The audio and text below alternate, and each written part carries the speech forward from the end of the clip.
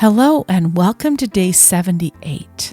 The name of today's session is Executive Functioning.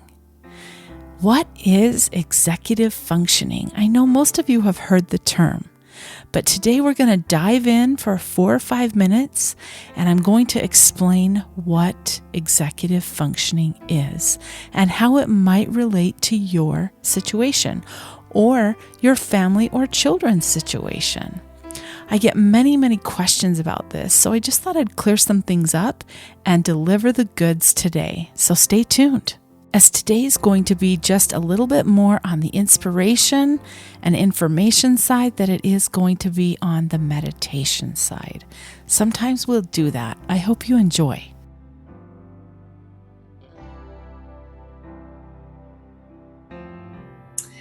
Welcome. My name is Heidi Magleby Olsen, and my professional background is in mental health counseling and therapy. I also oversee behavior teams in the educational setting. For today's topic, I'd like to share my screen with you briefly and introduce to you the concept of Introduction to Executive Functioning. Now, many times I'm asked, what is executive functioning exactly? Well, often my reply to people is, if executive functioning skills were missing in your students, you would definitely know about it. And I'm going to show you why. So there's basically 4 key foundations which comprise and make executive functioning happen. Number 1 is working memory. Number 2 are planning skills. Number 3 is attention and ability to hold focus. And the 4th is emotional control. Now today, we're going to cover each one of these very briefly and quickly. Let's start with working memory. Working memory includes a person's ability to keep track of information and learning.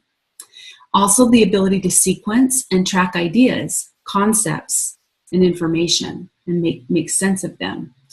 Also the ability and understanding of non-verbal rules and cues, especially related to behavior.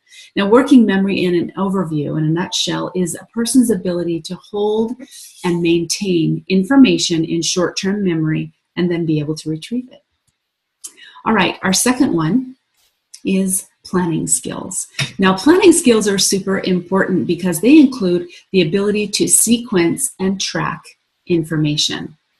Also, our ability to organize information.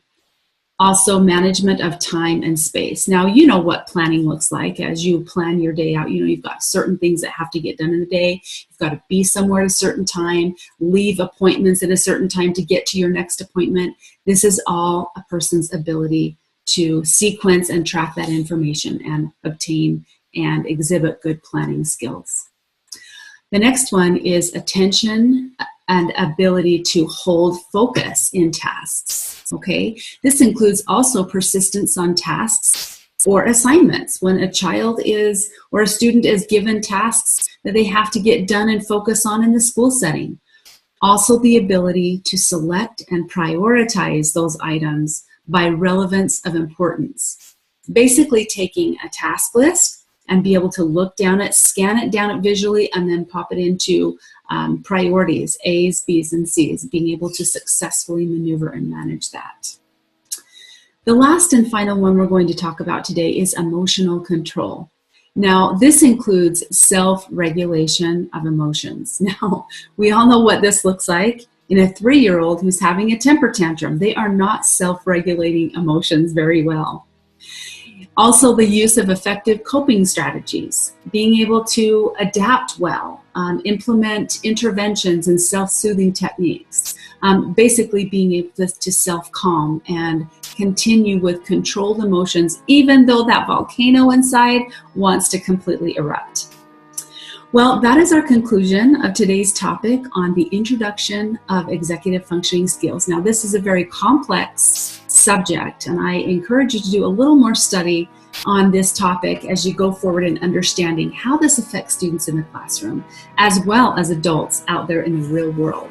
Thanks for joining me today.